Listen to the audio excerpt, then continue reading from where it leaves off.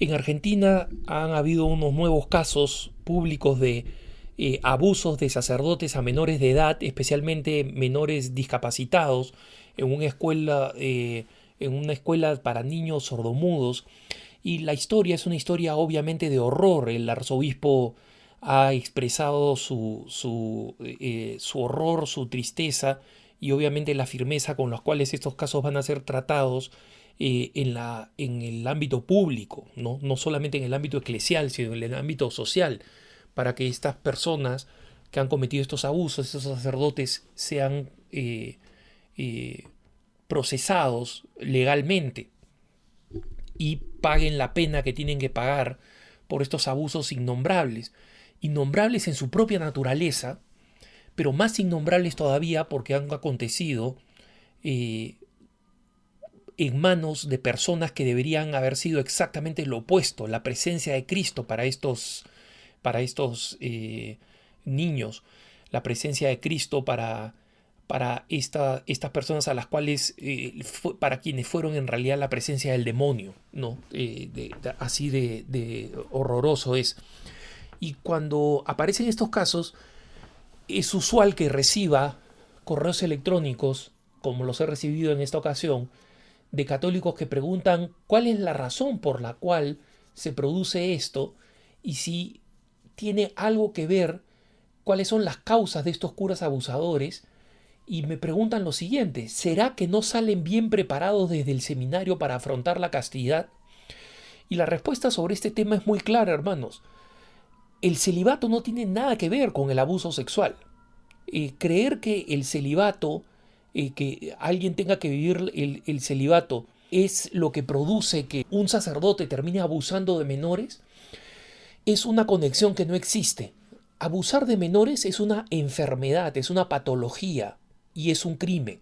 Una persona que no sale bien formada para vivir el celibato es una persona que va a cometer faltas al celibato de una manera natural, con una mujer conocida, porque si la busca con un hombre, si un sacerdote la busca con un hombre, eso se llama homosexualidad, no se llama falta de castidad. Y si abusa de menores, eso se llama pedofilia o abuso de menores, eso no se llama falta de la castidad.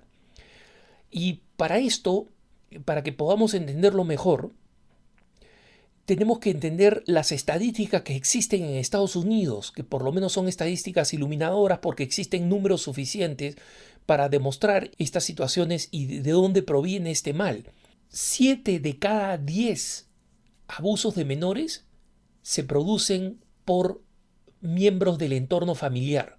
Primos, tíos, sobre todo padrastros, son los que cometen la mayoría de los abusos de menores. O sea, estamos hablando de personas que no están ligadas a la castidad, que no están viviendo en castidad. Son personas que tienen no solamente las posibilidades, sino que ya viven una vida sexual activa porque están casados, porque tienen pareja, porque tienen acceso a la vida sexual heterosexual y sin embargo, a pesar de ello, optan por abusar de menores. Entonces, el abuso de menores no es consecuencia del celibato, es un error pensarlo así, es un error pensar que porque el sacerdote no fue suficientemente formado en el celibato, ese sacerdote es un sacerdote que en algún momento se vuelve un peligro para los niños y para los menores. No es cierto eso, no es así. La atracción hacia menores de edad prepubescentes es una atracción patológica, es una enfermedad, es una distorsión, es una patología y es una patología que debería ser detectada en el proceso de formación del seminario y la persona que es detectada con esta patología simplemente no puede seguir los estudios del sacerdote. Tiene que seguir un tratamiento psiquiátrico y es una persona que precisamente por la peligrosidad de su patología no puede seguir camino al sacerdocio. Entonces, no es un tema de formación en el celibato, es muy importante que entendamos esto. Yo mismo soy consagrado, yo vivo el celibato. Y les puedo decir, una persona que vive el celibato, si es una persona normal, jamás siente una atracción hacia menores porque la naturaleza nos atrae a proteger a los menores. La naturaleza de una persona normal atrae a proteger, a cuidar, a fortalecer, a desarrollar, a que estos niños estén protegidos, seguros, y en este ambiente de seguridad y de protección puedan crecer, puedan desarrollarse, puedan llegar a ser adultos sanos. Ese es el deseo natural frente a un niño. Un niño, ¿por qué es emblema de buenos sentimientos? ¿Por qué los niños son utilizados como modelos de inocencia y de pureza y de buena intención? Porque es verdad, porque viviendo en una etapa previa, anterior de las dificultades que se encuentran más adelante en la vida y tienen una visión tersa, fresca frente a la realidad. Y eso lo que hace en un adulto, lo que produce en un adulto, es generar un sentimiento de alegría. Los niños producen alegría, por eso, un sentimiento de alegría porque uno recuerda cuando era pequeño e inocente y quería cambiar todas las cosas en el mundo y tenía una actitud confiada y alegre y optimista frente a la realidad. Y porque uno además reconoce en esa inocencia algo bueno, algo que quisiera que existiera en el resto del mundo. Entonces, la reacción natural frente a un niño es la de desear que ese niño pueda proyectar al más posible su inocencia, se pueda preservar su inocencia y su bondad lo más posible para que esa inocencia y bondad se proyecte sobre el mundo y transforme el mundo desde la niñez. Esa es la actitud de un adulto normal frente a los niños. Un adulto que en vez de sentir eso, siente una atracción para destruir la inocencia y la pureza de un niño, es un adulto enfermo. Y ese adulto enfermo es absolutamente irrelevante que sea un adulto que tiene relaciones sexuales o que tiene una pareja o que tiene esposa o que tiene esposo o que es célibe. Es simplemente una misma patología. Y como señalo con los índices de abusos sexuales de menores en los Estados Unidos, que es donde por lo menos existen cifras confiables, es obvio que la amplia mayoría de las personas que abusan de menores no son personas que viven el celibato. Los sacerdotes son una minoría en la sociedad. Y además de que son una minoría en la sociedad, son una minoría entre los abusadores. Como digo, 7 de cada 10 abusos de menores se producen en el contexto de la familia. Primos, tíos, padrastros y familiares cercanos.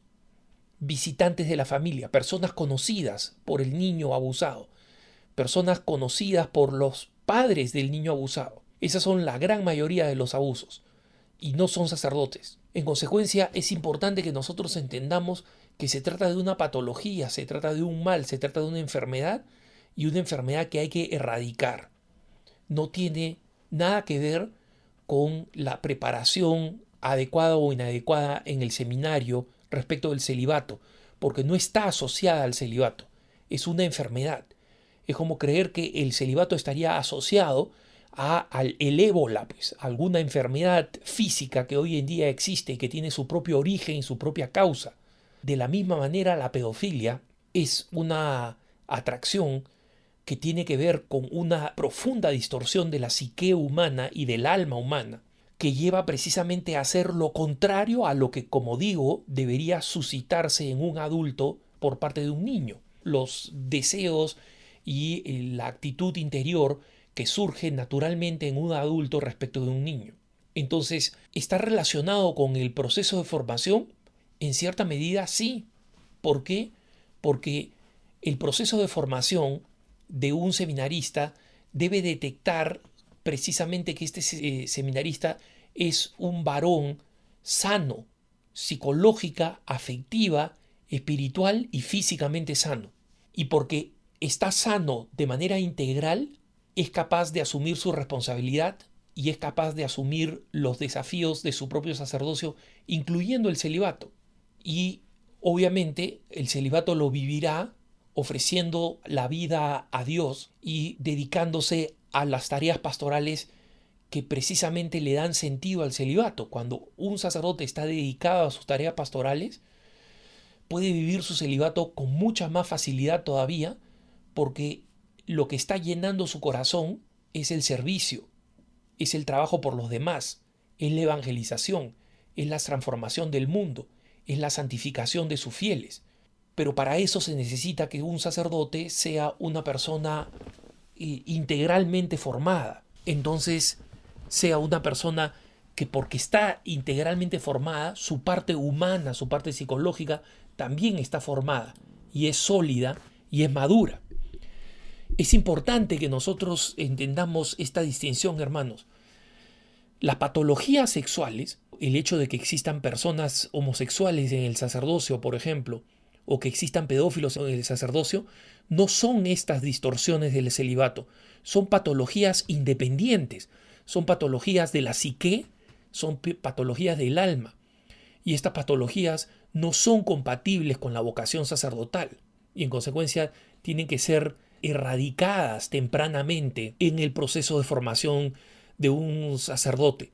Pero el celibato no es el que lleva a un sacerdote a cometer actos patológicos y terribles como es el abuso de menores. No existe un vínculo entre el celibato y estos abusos, y es importante que los católicos entendamos esto, porque los números, las investigaciones psicológicas, la investigación del J.J. College de Criminología de los Estados Unidos, que investigó el caso de los abusos sexuales, demostró clarísimamente que el celibato no es la fuente de los abusos sexuales, nunca lo ha sido, no lo es ahora. Tenemos que entender que se tratan de auténticas patologías, patologías que, por cierto, tienen que ser erradicadas de las vocaciones sacerdotales desde el momento en que estudian en el seminario. Que tengas un buen día.